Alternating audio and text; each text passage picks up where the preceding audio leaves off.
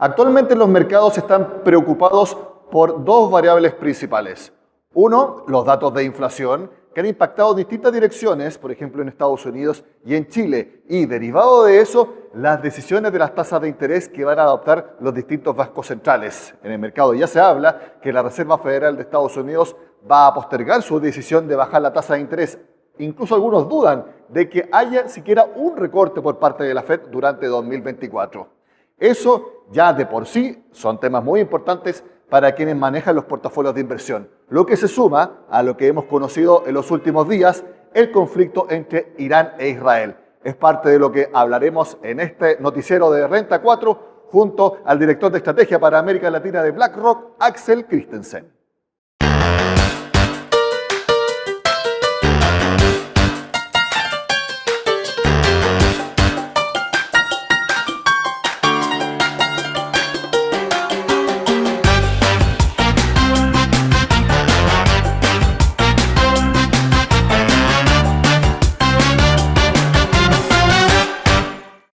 Hecha la introducción, saludo inmediatamente a Axel, que nos acompaña desde Miami. Axel, encantado de tenerte con nosotros. No, gracias a usted, Nicolás. Gracias por la invitación. Partamos por lo más inmediato, lo que vimos el fin de semana, estos ataques de drones por parte de Irán hacia Israel, algo que se había anunciado y que finalmente se concretó el sábado, pero fue solamente eso. Y quiero preguntarte, ¿cómo ves la primera reacción de los mercados ante este aumento de las tensiones en el Medio Oriente? Claro que sí, Nicolás. El foco de atención esta mañana, al abrir los mercados, ha estado puesto específicamente en eso. Interesantemente, la primera reacción hemos visto es más bien de un cierto alivio, ¿no? De hecho, los mercados, muchos índices al alza, de alguna manera reaccionando a una noticia que se esperaba. Se había comunicado Irán su intención de, digamos, de alguna manera contrarrestar lo que habían sido ataques de Israel a contingente suyo en Siria, pero el alivio viene dado por la forma, una forma bastante anunciada, con un daño muy reducido, efectivo, y que, digamos, de alguna manera el mercado lo pone en una situación a lo mejor hasta aquí nomás llegamos y esto está contenido, o en el peor de los casos podría haber algún tipo de respuesta, pero también muy limitada por parte de Israel. Lo que lee entonces los mercados es que esta era una respuesta, como tú mismo señalabas, que se esperaba y que no fue más allá. De hecho, los analistas internacionales también manifiestan que el hecho de que no se haya replicado el domingo o este lunes es una muestra de que Irán lo que hizo fue, estamos respondiendo a lo que sucedió en nuestra embajada en el Líbano, pero nada más que eso. Entonces aquí el mercado financiero se alinea a esa percepción. Efectivamente, y estamos siguiendo muy de cerca. Aquí el canal de comunicación económico, si tú quieres, Nicolás, es el precio del petróleo, Sí. que ya venía subiendo hace algún tiempo. ¿Por qué, por ejemplo, en las primeras acciones de octubre pasado tampoco, digamos, generaron una corrección significativa en los mercados? Tiene que ver porque, de alguna manera, la reacción en el precio del petróleo ha sido bastante limitada. Ahora la situación es un poco diferente. El precio del petróleo venía mostrando un alza en el último tiempo, de alguna manera el mercado anticipando un escalamiento, pero la noticia de ayer mostraría que este escalamiento puede ser más limitado de lo que en algún momento se pensó. Ahora, no se pueden descartar, aquí no hay nada seguro, lamentablemente, Nicolás. Hay escenarios más negativos con respecto a un escalamiento, no solamente con mayor uso de la fuerza, sino que también, y esto sería lo más grave, un escalamiento que incluya el accionar de otros países, particularmente Estados Unidos. Axel, muy claro lo que tú mencionas y de la misma manera no recomiendas a nadie que haga algún movimiento de su portafolio respecto a lo que sucedió el fin de semana, al menos por ahora.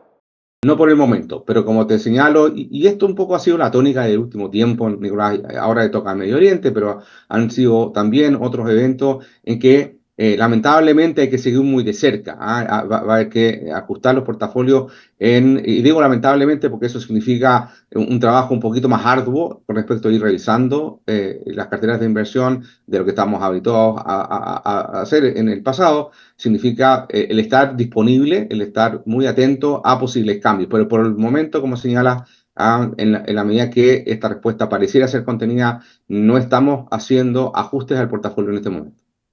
Perfecto, despejado ese punto, pasamos al siguiente, que es el primero que mencioné en la introducción.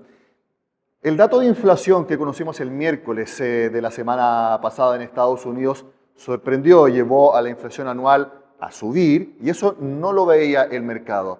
Y por ende, se está dando por descontado de que la Reserva Federal de Estados Unidos no va a partir con las bajas en la tasa de interés en junio, sino que sería más adelante. Quiero conocer cuál es la impresión que tienen ustedes en BlackRock. Bueno, efectivamente, las expectativas del mercado se han venido ajustando de manera muy importante. Y así, aquí sí hago el punto, Nicolás, en contraste a lo que comentábamos recién, hemos ajustado nuestra, digamos, posicionamiento de inversión en función de una Reserva Federal que a comienzos de año el mercado proyectaba del orden de 5 a 6 recortes y en este momento apenas 2 recortes. E incluso hay algunas opiniones que piensan que a lo mejor pasamos todo el año sin que se produzcan recortes, partiendo por lo que tú señalas, una inflación algo más lenta en bajar a los niveles que le darían de alguna manera suficiente seguridad a la Reserva Federal. Viendo la experiencia de otros mercados, Nicolás, no hace falta de que llegue el objetivo, 2% en el caso de Estados Unidos, para que eso gatille el accionar de la Reserva Federal, en este caso recortar las tasas de interés. Puede hacerlo un poquito antes de que eso ocurra. La pregunta es qué tan cerca estamos de ese umbral antes. Nosotros creemos que si la inflación se acerca al 2,5%, estaríamos en un terreno, digamos, razonablemente favorable para que los recortes comiencen. Pero las últimas cifras de inflación apuntan a que nos vamos a demorar un poco más en llegar a esa zona de confort, por decirlo así, que permitiría comenzar a ver reducciones.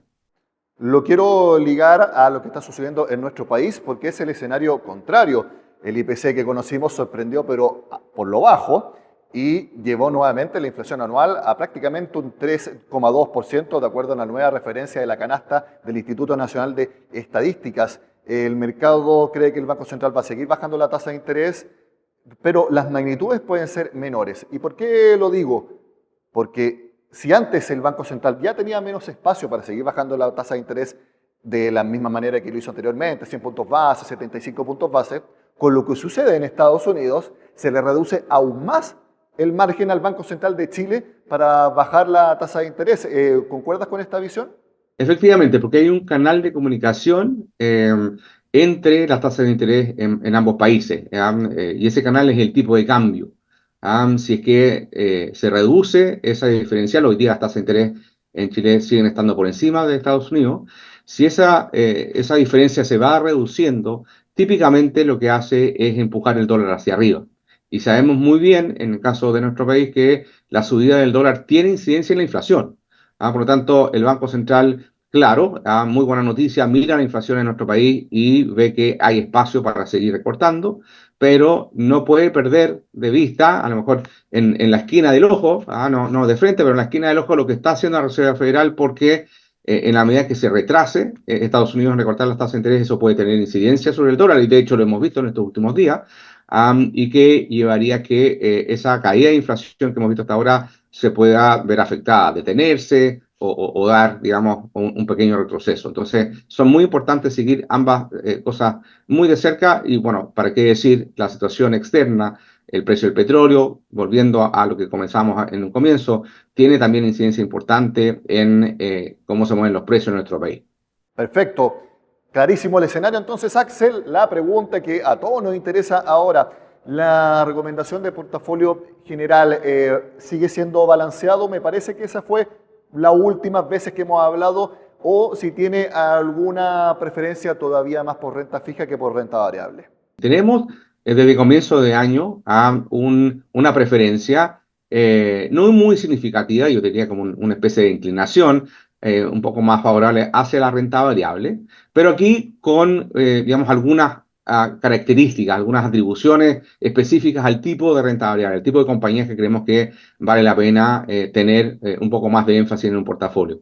Y de alguna manera el adjetivo que que describe este tipo de compañías, nosotros utilizamos el término calidad. Son empresas que tienen balances muy fuertes, es decir, los movimientos de las tasas de interés no les afecta mucho porque ellos se financian sus proyectos con recursos propios, no tienen que salir al mercado a pedir dinero, y también con flujos muy estables, muy diversificados en cuanto a distintos productos, distintas regiones, cosa que no los hace especialmente vulnerables si es que vemos, por ejemplo, un enfriamiento como el que estamos viendo en la economía europea o una situación de mayor riesgo como estamos viendo en otras partes del mundo. Entonces, nos gusta la renta variable en la medida que empezamos a ver en buena parte del mundo que las tasas comienzan a bajar, en Estados Unidos un poco más reducido o más demorado si tú quieres, pero en esa preferencia por la renta variable con un foco muy característico, muy específico a este tipo de compañía.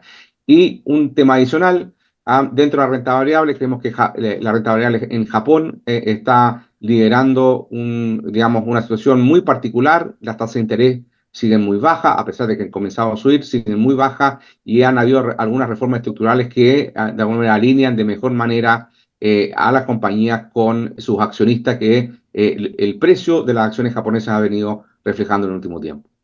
Japón, interesante mercado, no lo habían mencionado tan directamente, por lo menos de lo que me acuerdo en nuestras últimas conversaciones, entonces es un buen punto a considerar. ¿Tú ves espacio para que el IPSA, si bien a fines de la semana pasada cayó bastante fuerte en la antesala de lo que sucedió entre Irán e Israel, ¿tú crees que el IPSA, que ha tenido un excelente comienzo de año, pueda tener todavía más espacio para crecer? Algunos indicadores lo muestran así. Sí, yo creo que hay una conjunción de factores, Nicolás. Hablábamos de la posibilidad de mayores recortes de tasa de interés. Hemos visto que las últimas cifras de actividad en el país también han visto un repunte. Y finalmente, esto es una variable que sigue muy de cerca a los inversionistas extranjeros, que tiene que ver con el precio del cobre. Hemos visto un repunte importante del precio del cobre, que lo reflejan siempre al momento de mostrar sus preferencias por los activos chilenos. Así que esa conjunción de factores está ayudando a que veamos una expectativa más favorable, digamos, más allá de este bache reciente. Muy claro entonces tu mensaje respecto a la renta variable. Para terminar, Axel, del 100%, ¿estás pensando en un 50-50 variable con renta fija o incluso tomar un poco más de riesgo y subir la ponderación de renta variable que son las acciones de los mercados? Claro, lo que te señalaba una preferencia, una inclinación, sería más bien un 55 renta variable, un 45 renta fija en este momento. La renta fija ha recuperado en relación a lo que habíamos visto años anteriores, su capacidad de generar ingresos, de generar un buen rendimiento. Pero como te señalaba, en las compañías de mayor calidad y en oportunidades específicas, como puede ser la renta variable en Japón, nos lleva a tomar esa preferencia que te señalaba recién. 55 la renta variable, 45 la renta fija. Como siempre, Axel Christensen nos ha dado un panorama muy completo y muy claro respecto hacia dónde guiar nuestras decisiones de inversión. Le agradezco su contacto desde Miami con el noticiero de Renta 4. Axel, que tengas una excelente semana. Igualmente, que estés muy bien. Hasta la próxima, Nicolás. Y también para todos ustedes, espero que esta conversación haya sido útil y puedan tomar acción siempre con la mejor información posible. Soy Nicolás Paut y los espero en un nuevo noticiario de Renta 4.